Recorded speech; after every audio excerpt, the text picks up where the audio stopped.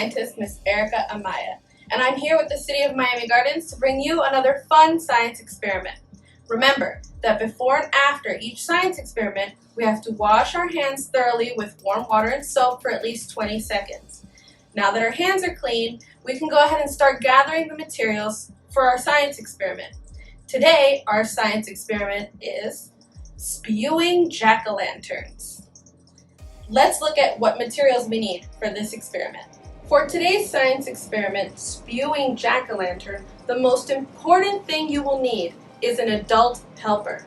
We will be making a jack-o'-lantern today, and that involves carving a pumpkin with a knife, which is why before you get any of the materials on the table, you must get an adult helper first. Once you have your adult helper, you can gather the rest of the materials. For spewing jack-o'-lanterns, you will need a tray, your adult helper will need a knife, you will need gloves, a cutting board, a marker, a pumpkin, aluminum foil, a measuring cup, a spoon to stir with, a small cup, small enough to fit inside of your pumpkin, food coloring, any color of your choice, baking soda, and vinegar. Once you have all the materials for this experiment, we can get started with the first part. Your adult helper is very important for the first part of the experiment. For the first part of the experiment, we will be making our jack-o'-lantern. Go ahead and grab your marker and make one large circle around the stem of your pumpkin.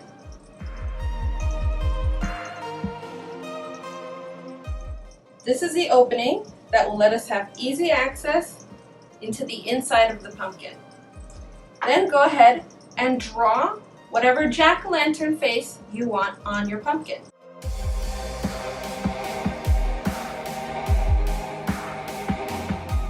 Once you have finished drawing the circle around your stem and your jack-o'-lantern face, pass the pumpkin to your adult helper, and your adult helper will carve out the circle around the stem and the face that you made on your jack-o'-lantern.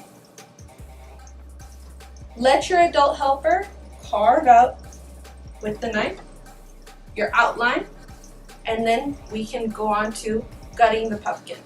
Now that your adult helper has carved out your pumpkin, go ahead and put on your gloves so that we can start gutting the pumpkin. Take off the top of the pumpkin that your adult helper carved out and go ahead and reach in and get out all of the guts of the pumpkin so that the pumpkin is empty enough to work with for the second part of our experiment. Once you're done gutting your pumpkin, you can move your pumpkin to the side so that we can do the second part of our experiment. Now that we've finished the first part of our experiment, which was carving and gutting out our jack-o'-lantern, for the next part of our experiment, we're going to pour into our measuring cup 1/4 cup of baking soda. Put that inside of the small cup that will go inside of your pumpkin. Then add in 6 to 7 drops of food coloring and use a small spoon to stir it all together. Set this mixture to the side. Open up the top of your pumpkin, and with your aluminum foil, try to build a wall that will go inside of the center of the pumpkin so that when we place our cup, the exit of the cup is facing the exit of your jack-o'-lantern's mouth.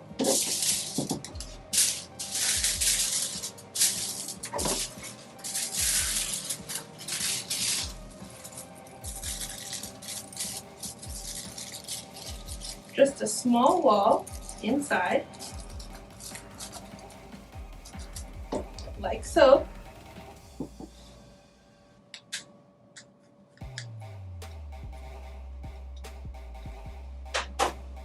And put your cup inside of the jack-o'-lantern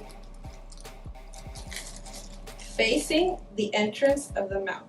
It's okay if some spills out. This is going to be the setup for the last and final part of our experiment. For the last and final part of our experiment, we are going to be pouring half a cup of vinegar into our measuring cup.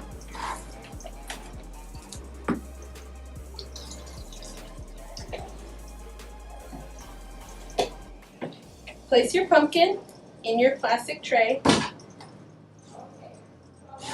and remove the top. We are going to be watching the chemical reaction that occurs when an acid like vinegar comes into contact with a base like baking soda. This chemical reaction will produce a lot of carbon dioxide, or CO2. CO2 is found in the air that we exhale. When we breathe in oxygen. And when we breathe out carbon dioxide. The chemical reaction that occurs between vinegar and baking soda produces lots of foamy carbon dioxide. And when the reaction occurs, we want our pumpkin to be in our tray so that all of the spew that the jack-o'-lantern makes ends up in the tray. So go ahead and pour in the vinegar into the cup that has the baking soda and the food coloring. And here is our spewing jack-o'-lantern.